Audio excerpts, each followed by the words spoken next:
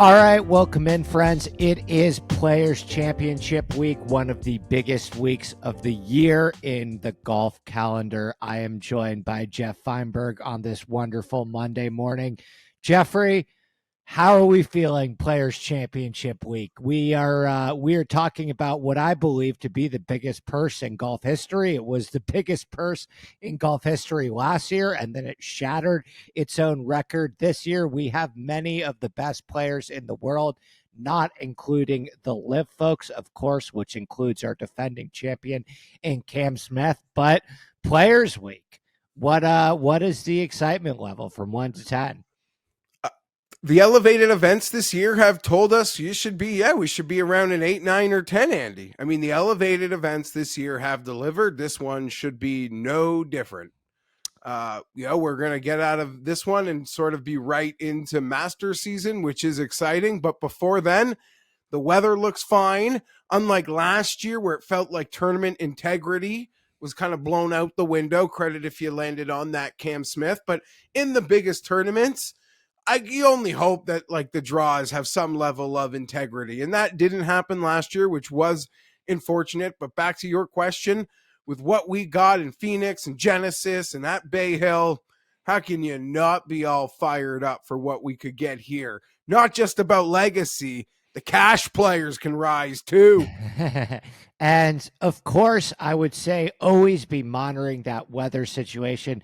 But guys like me and you, Geoff, it is very difficult for us to wait to fire on some names on that outright board. I'm looking at it now via the oddschecker golf grid. Jon Rahm leads the way. The best number that you can currently find on him is 9-1 at DraftKings Sportsbook. Rory is right there with him at 9-1.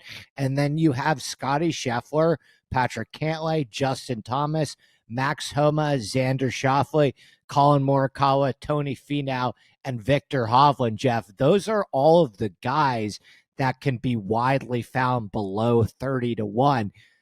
Anyone catching your attention at the top of the board this week? All right, Andy. Well, this is probably embarrassing, but I've got 3 bets in there already. Oh, wow. Wow. Yeah, I moved quickly, and like you like to wait on the weather, but for me, most years water finds its level. For every time you get screwed by weather, you hit a winner at the better number because you picked early. So I as someone who does enjoy talking about golf and putting out golf content, you're in no position to play the weather game that I would say everyone should really be monitoring. But up and at him early, Justin Thomas pulled a 20-1. That's still available over at Bet Rivers using the grid. Even earlier, Patrick Cantlay 22-1. Couldn't resist, Andy. That one is not available, but I am seeing 18s still out there at BetMGM on Patrick Cantlay, and I don't quit. I go again. Me and Viktor Hovland go again, Andy. The short game's a worry, but when you think the guy's going to hit 16 greens in a round, it's easy to get over it. So I am on a Viktor Hovland at a 30. So I am in. I am exposed. I have bet the big boys at, granted, a tournament that we've seen. Wild cards can certainly rise. Maybe of all the big events, the super big events, this one is the most conducive to something crazy happening. Even last year, if not for Cam Smith, we have an Anirban Lahiri win. So it's possible, but I'm gonna ride these guys and get off the mat. For better or worse, I think that we are pretty much completely in lockstep, at least on the Justin Thomas and Viktor Hovland side of things. I don't know if I'm quite there on Cantlay yet. I think I do prefer Xander at a little bit of a better number than Cantlay. But yeah, I'm right there with you on JT and Viktor, even though Viktor's performance on 16 will be hard to wipe from my memory from quite some time. Sitting in the middle of the fairway on a par 5 with a 9-iron in his hands, and he chunks it into the water on a hole where you don't even think that water is in play. But Geoff, I can't help myself on this guy. He gained 14 strokes ball striking last year at TPC Sawgrass, the best ball striking performance of his career. So this place that was off clearly a second place at fits the his API, eye. was it not? It was exactly So we're correct. going to do it again. Hopefully, maybe we get better putt luck here. As for the ball in the water on 16, Andy, I just try to convince myself that he was trying to hit it to 2 feet. Like when he's on that line of trying to just be like perfect. He wasn't trying to lolly it out there 35 feet. He was trying to stalk it, and that just caused something to go haywire. But I can only hope they rejig that and then some of the chipping. But yeah, I love to hear you are on this, as we have not spoken one iota about how we see this thing playing out. So as we move a little bit farther down into the 30s, I mean, you've got some really great names. I'm talking about Jordan Spieth, Matt Fitzpatrick, Tyrrell Hatton, Will Zalatoris, Jason Day, Cameron Young, Sungjae Im. You can find 40s on Tom Kim, who many I've heard about loving the course fit, although there are some concerns about the fact that he has never played before, and TPC Sawgrass is not necessarily kind to first timers in terms of winning the tournament in their first appearance. But anyone in this range, my guess is that you're probably going to be a little bit lighter here in the 30s and 40s if you're so exposed up top. But any of these names stick out to you? I certainly am. For no choice of my own, I've got to be lighter here. Almost skip them all. Maybe hope for some boosts to show up, as I would encourage all golf bettors that I'm expecting a competitive marketplace to show itself this week. It's a big event. It's, that step off the majors. There's a lot of competition in the golf betting marketplace for our dollars. That's why we love using the grid. Make sure we'll get that biggest number when it shows up. But to your point, Andy, I'm sort of counting on maybe some sites offering some boosts before I can maybe reinvest in a range like this. I am encouraged that Will Zalatoris is playing 2 weeks in a row, something he felt he shouldn't have done a month ago, even off a bad week. Tyrrell Hatton always stalking in Florida, in my opinion. There's all that love for Jason Day. I'm always into the consistency of Sungjae Im, but for the moment, it is a range I have nothing invested in. And there are 50-1 Tom Kims that are showing themselves in that boost market. But as you said, this a first timer. It does feel like an ideal course fit. He sort of has answered the bell at most challenges this far in his career, but it's not. I'm not as quick to pull the trigger as a lot of my friends are on that one. Yeah, we've seen in the past Siwoo Kim win this tournament at 500-1. Tim Clark 100-1. Even Martin Keimer, the year that he won, he was completely out of form and won this tournament at 90-1. Webb Simpson was 100-1 the year that he won as well. So I guess my question for you is like, what's the line? Do you believe somebody in this range in the 80s has the ability to win this tournament? I'm talking about guys like Tommy Fleetwood and Hideki Matsuyama and Siwoo Kim and Sahith Theegala and Corey Connors and Ricky Fowler. Like, what is your line? How deep would you go? And do you think it's possible that one of these guys nearing closer to 100? It is still crazy for me to see Hideki at 85-1. I get it. He's hurt. But how deep would you go here this week, Geoff? If you believe in a guy, I guess you could go pretty deep. I got to admit, I was disappointed to see our legs got cut out from under us in the Shane Lowry market that showed itself a week ago. I might be one of the few people who might actually be believe in Corey Connors, so that wouldn't shock me one bit.